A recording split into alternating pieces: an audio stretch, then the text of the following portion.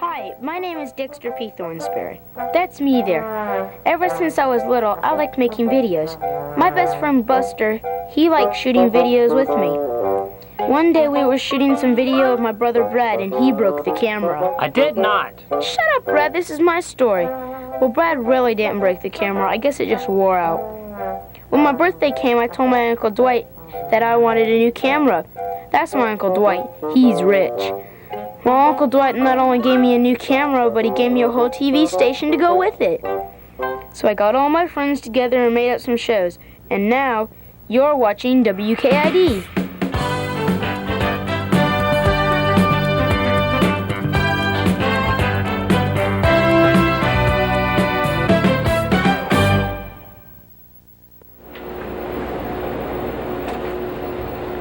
Alright, Buster, we're ready to shoot the remote at the space. Are you sure you have everything under control? Dexter, I've been working here a month. I should know what I'm doing. I know, it's just that I've never left the station alone before and I'm kind of nervous.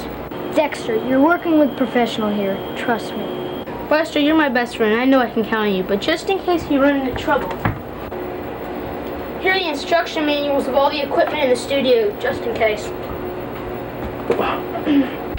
Thanks, Dexter. You better get going if you don't want to be late. Just in case you really run into trouble, here's enough for Kennedy Space Center, just in case. Bye, Dexter. Don't forget, 6 minutes is on next. I already had the tape in. And don't play the countdown on the air. Bye, Dexter.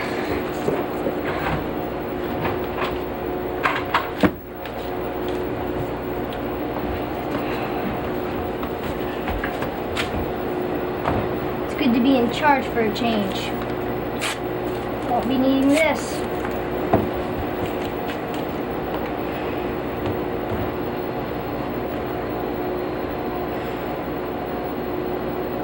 Oh no, I forgot about 6 minutes. Oh no, the countdown. I'm glad Dexter wasn't here to see that.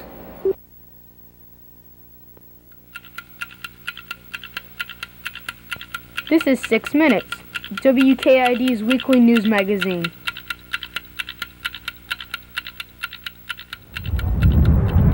Hello and welcome to 6 Minutes. I'm Diane Foster.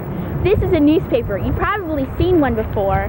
Have you ever wondered how one's put together? There's a lot of words in the daily newspaper. Who writes it all? Today, 6 Minutes and the Florida Times Union will attempt to answer some of those questions. The newsroom is the nerve center of the newspaper and where everything begins.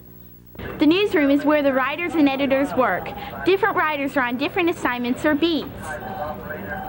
For example, some writers are assigned to cover business news, some cover politics, some science, and other are general assignment reporters who cover breaking news stories. Reporters gather information from a variety of sources. Some material comes from wire services, which are companies who have news bureaus all over the world. Reporters also talk to the people who are making the news, either in person or by phone. The Times Union also has the editorial library for their reporters. In here they are able to check out background material on their story. The library has both biographical files with information on people and subject files with other information. The reporters can look into newspapers from other cities as well to get other angles on their stories. The reporters use IBM computers to write their stories. The computers allow the reporters to easily make changes without retyping the entire story. When they are finished, the editors call up the same story on their computers to check for details and make any other changes before it goes to print. News stories are more interesting when they are accompanied by pictures. The Times Union has a staff of photographers who take pictures for local stories, but for national and international news, photographs from all over the world come to the Times Union through a special photo laser printer. Other departments cover sports, features, and entertainment news. People not only read the newspaper for the news, but for advertisements also. The newspaper is a great source to find sales at department stores or someone to fix your bike. The classified advertising department is where you can place your own ad. If you have something to sell, you can come to the classified ad office or simply call them on the phone. You can also purchase back issues of the paper here. The creative design department is where the larger display ads are created. Display ads usually contain pictures. These artists actually make up the ads you see in the paper by drawing and lettering according to the wishes of the customer. Some ads are now drawn using a special computer. Advertising is very important to the newspaper since it accounts for about 80% of its income. All the stories are typeset by computer, then are photographed by a special camera. This full-size negative is used to actually make up the plate that goes onto the printing presses. The last stage in producing the paper is in the press room. These presses are the biggest, most expensive presses in the production building. They weigh 2 million pounds, stand 3 stories tall, and cost over $6 million. These presses can print 70,000 papers per hour and use about 4,000 gallons of black ink every week. These rolls of paper weigh 1 ton each and is about 8 miles long. The Times Union uses 100 rolls of paper a day. The special sections are put in the newspaper before they are shipped out. Advertising inserts, the television magazine, and even the comics are printed in advance and are combined with the rest of the paper on the right day. Now the papers are finally ready to be shipped out to newsstands and homes around Florida and South Georgia. This is Diane Foster. Tune in again for 6 minutes.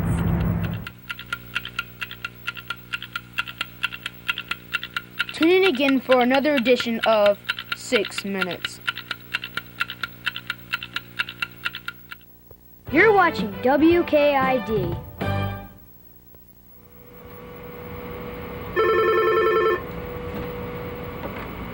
Hello, WKID. This is Buster speaking. This is a collect call from Dexter. Dexter who? This is Dexter Thornsberry. So how's everything? Oh, Dexter! No, everything's fine. Couldn't be better. Actually, we're ahead of schedule. Well, okay, Buster. Keep things under control. Catch you later, Dexter, baby. Who needs you anyway? What happened? The power went off. What am I gonna do?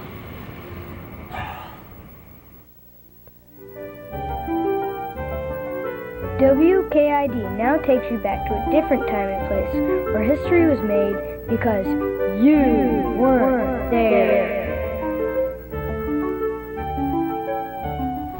Flash Davis reporting. Welcome to You Weren't There. The John F. Kennedy Space Center is the heart of all American space program. All our important missions were launched from here. The Space Center can trace its roots all the way back to 1949, when President Harry S. Truman established Cape Canaveral as a missile testing site. This area was ideal for testing missiles because there were very few people living in the area, so missiles could be launched without fear of danger to neighboring communities. The weather in Florida permits launches year-round. Plus, the rockets can be launched over the ocean instead of over cities.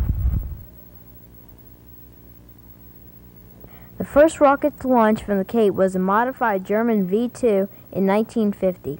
The rocket reached an altitude of 10 miles. In 1958, the first American satellite was launched. A satellite is an object which orbits the Earth. The small round satellite was called Explorer 1. NASA, the National Aeronautics and Space Administration, was created in October of 1958. NASA's job was to explore this new frontier known as space. NASA's first assignment was Project Mercury, the first American manned space flight program. Less than 2 years later, Alan Shepard became the first American to be launched toward space. All right, lift off and the clock has started. Yes, sir, reading you loud and clear. This is Freedom 7. The fuel is go, 1.2 G. Cabin at 14 PSI. Oxygen is go. His flight reached an altitude of 116 miles and splashed down in the Atlantic Ocean. The next step was to put a man into orbit. In 1962, John Glenn became the first American to circle the Earth. He was carried into orbit by the more powerful Atlas rocket, which until then had been used as a missile by the Air Force. Other flights followed, and astronaut Gordon Cooper spent one full day in space in 1963. Project Gemini was the next step. The Gemini spacecraft carried 2 astronauts into space. The Gemini missions were important because the astronauts were practicing such things as docking with another craft and walking in space. President John F. Kennedy set a goal for the United States to put a man on the moon and return him safely to Earth. It was the Apollo missions that were to achieve this goal. We choose to go to the moon in this decade and do the other things, not because they are easy, but because they are hard. Because that goal will serve to organize and measure the best of our energies and skills. Because that challenge is one that we're willing to accept, one we are unwilling to postpone, and one we intend to win, and the others too. Until then, the rockets used by the astronauts were modified military rockets. But for the Apollo missions, more powerful rockets were needed. So the space agency developed the Saturn family of rockets. However, tragedy struck the Apollo program before it even got off the ground. On January 27, 1967, fire broke out inside the Apollo spacecraft during ground testing, killing 3 astronauts. NASA followed up with a complete investigation of the accident to make sure that it wouldn't happen again. The first Apollo missions were unmanned to test the abilities of the rocket in all its parts. Then, 3 different manned missions were flown so the astronauts could practice launching and orbiting around the moon. Apollo 11 was the first spacecraft to reach the moon, and Neil Armstrong was the first man to set foot on the lunar surface. It's one small step for man, one giant leap for mankind. Oh, that looks beautiful from here, Neil. 6 more Apollo missions were launched, but Apollo 13 never landed on the moon. A ruptured oxygen tank caused a power failure. The crew had to make some tricky and risky maneuvers to get back safely to Earth. America's next step in the exploration of space was to put a space station in Earth orbit so that crews could stay in space for long periods of time. Skylab was launched in 1973 on the last Saturn V rocket ever used. 3 different crews occupied Skylab, with the last crew remaining in space for an amazing 84 days.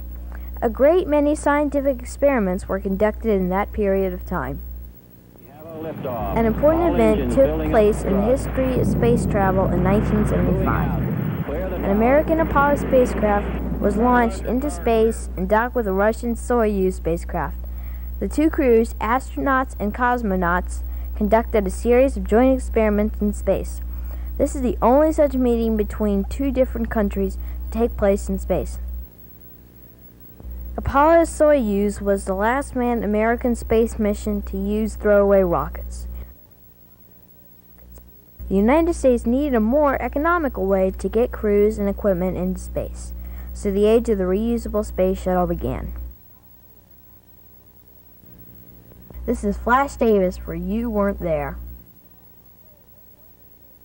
You see, Dempster, the regular toilet wouldn't work in space because it has no gravity. So, the space toilet works with reverse air pressure. Alright, but what's this for? Dexter, why don't you just think about it a minute? Oh, ugh.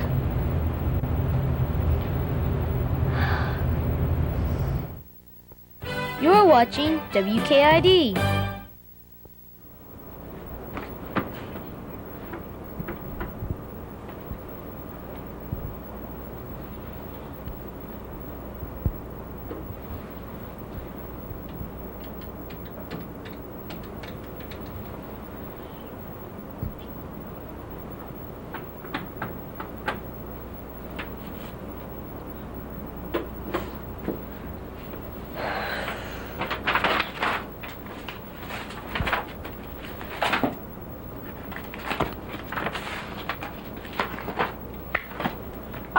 Troubleshooting tips. The unit fails to function normally. Do not try to service it yourself. Call a qualified service technician. You're never gonna figure this stuff out. Should never threw that number away that Dexter gave me.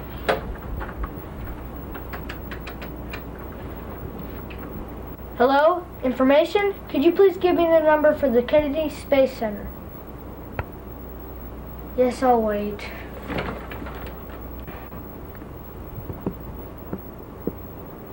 It's unlisted! I don't believe this!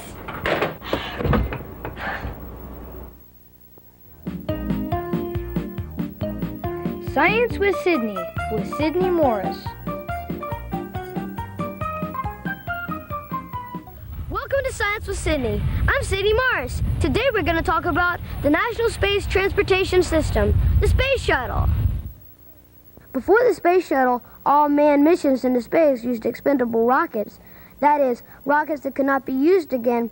All of these stages on the Saturn V rocket were dropped into the ocean or left in space.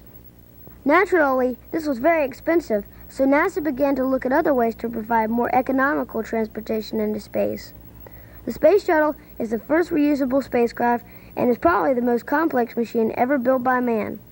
It is the product of years of research and design. The first launch was on April 12, 1981, for a 2-day test flight mission. The Space Shuttle consists of 4 main parts. The orbiter is the part that actually goes into space. It is shaped somewhat like a conventional airplane. Its wings provide the gliding ability that is used in landing. 2 solid rocket boosters are strapped to the orbiter, which provide most of the power needed for liftoff. A large external fuel tank contains the liquid fuel that is used by the orbiter's 3 main engines. The external fuel tank is the only piece of the shuttle that is not reused. Once the shuttle has returned to Earth, it cannot be relaunched immediately. It takes months of work to check out all the systems and make sure it's ready for the next flight. Let's look at what's involved in preparing the space shuttle for its next mission. The orbiter processing facility is like a giant airplane hangar. Notice how the bay doors are shaped so that the orbiter's wings and tail section will fit. This is where the orbiter is ready for flight. Sometimes the payload is inserted here. The payload is cargo and equipment that is carried into space by the shuttle. The payload is usually put in through the cargo bay doors at the top of the orbiter. Meanwhile, the segments of the solid rocket booster arrive at the Space Center by railroad. The external tank comes by barge all the way from Louisiana. The Vehicle Assembly Building, or VAB, is one of the largest buildings in the world. In fact, the inside is so cavernous that sometimes clouds form and it rains inside. Inside the VAB, the orbiter, boosters, and external tank are bolted together and placed on top of the mobile launcher platform. The mobile launcher platform is made of steel and serves as a movable base for the shuttle. The platform has 3 openings on the bottom. These holes are for the exhaust from the 2 solid rocket boosters and the main engines on the orbiter.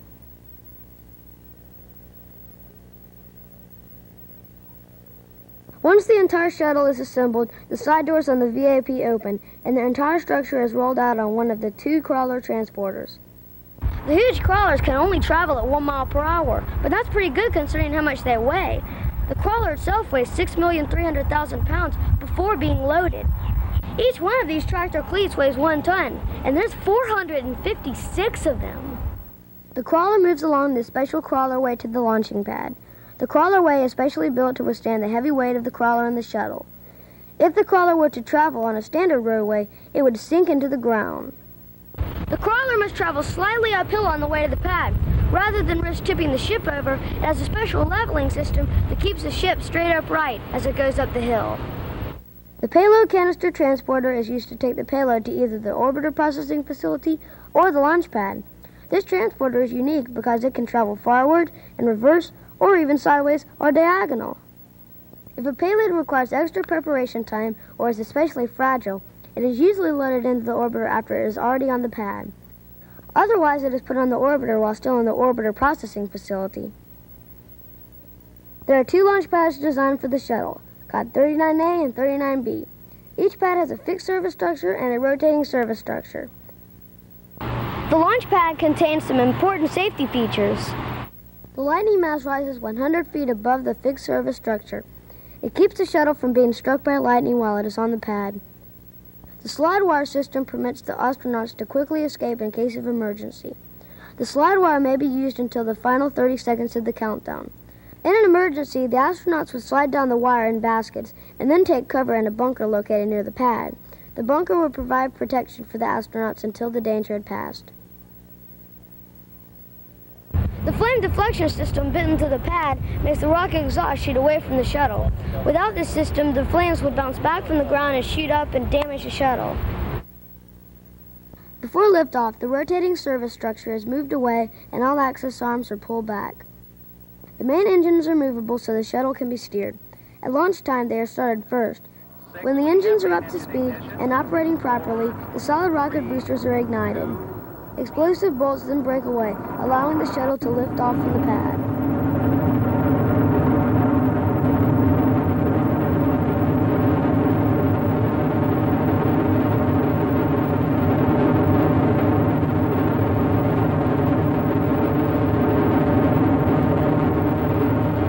The solid rockets burn out in about 2 minutes and are released. The casing parachute back to the Atlantic Ocean, where ships are waiting to pick them up and tow them back to Kennedy. The boosters are refurbished and loaded with solid rocket fuel for a future launch. The main engines are fueled with a mixture of liquid hydrogen and liquid oxygen. They burn for about 8 minutes after the launch. Just before the shuttle reaches Earth orbit, the main engines shut down and the external tank is released. As it falls through the atmosphere, friction causes it to disintegrate, and its pieces splash into the Indian Ocean. Kennedy Space Center Launch Operations has control over the shuttle until it clears the launch tower. Then the responsibility is turned over to the Mission Control Center in Houston, Texas. That is why you hear the astronauts say things like, "Roger, Houston." When the mission is almost complete, the shuttle performs a maneuver called deorbit. It is very important that the shuttle re-enter the atmosphere at the exact speed and position. One mistake could send the shuttle crashing to Earth. During re-entry, there is a tremendous buildup of heat. Special tiles covering the orbiter provide protection from this heat. As the orbiter approaches the ground, it is flown unpowered like a glider. Then it can land at Edwards Air Force Base in California, at the Kennedy Space Center, or one of the several emergency landing strips around the world. When the mission is complete, the shuttle must then be taken back to the processing facility at Kennedy to be ready for its next journey into space. The orbiter is lifted to the top of a Boeing 747 airplane and is flown piggyback to Florida. All of this sounds pretty complicated, doesn't it? Well, it is. It's also very expensive. But remember, when the Apollo missions went to the moon, the only thing that was reusable was the astronauts. This is Sydney Morris. See you next week.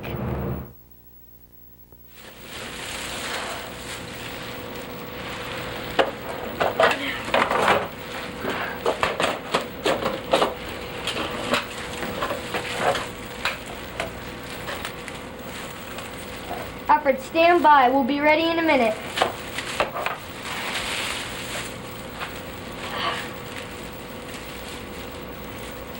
Okay, tape's rolling. In 5, 4, 3, 2.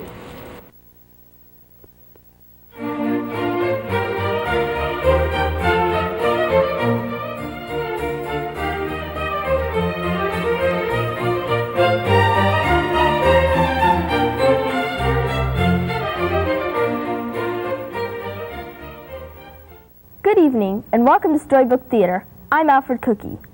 As you know, we all read for different reasons. Sometimes we read for fun. Sometimes we read instructions. And of course, we all have to read in school. But if you want to know what's going on in the world, the place to go is the newspaper. You probably won't be able to read the whole thing, but there are some shortcuts you can take that can help you find the article you're looking for. First of all, look at the index. It's usually found right on page 1. The index tells you the page number for the most popular sections of the paper. For example, you can see where the TV listings are or where to find the comics. The newspaper is divided into major parts or sections. For example, there are sections for news, sports, business, features, and classified ads. The major news of the day is in the first section of the paper, starting on page 1. The important news that is happening right now is called a breaking story. Breaking stories usually appear first. Features are stories that are interesting, but not necessarily straight news. Feature stories include entertainment news, fashion, and cooking. The television listing and the comics are usually found in the features section.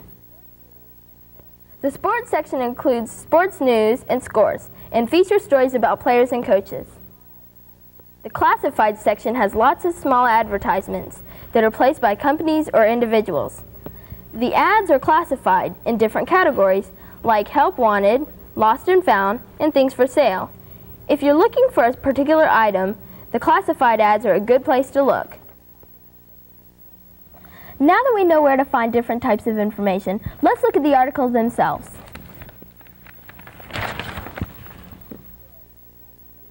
The headline is above the story and tells you briefly what the story is about. Newspaper editors write headlines that catch your attention and encourage you to read the story. If the article came from a newswire service, like Associated Press, it says so right above the first paragraph. If a staff writer wrote the article, the byline tells you the name of the writer. The dateline tells you where the story took place. If the story occurred locally, the dateline is usually left off. Sometimes, important facts or charts are highlighted in boxes. The boxes give you interesting details about the story that make it more interesting. The first paragraph of a news story is called the lead. The lead usually tells who, what, when, and where. The writers want to attract your attention quickly, so the lead tells you what the article is about, so you will hopefully want to read the rest of it. A lot of articles are even more interesting when accompanied by a picture. The writing underneath the picture is called a caption. A caption helps to tell a story, or may tell a story all by itself. Reading is important because it tells us what's going on in the world. It gives us a viewpoint on other people's lives so that we can better understand them and ourselves. But most of all, it's fun. It contains a great deal of new and fascinating information that all of us can enjoy. This is Alfred Cookie. See you next time on Storybook Theater.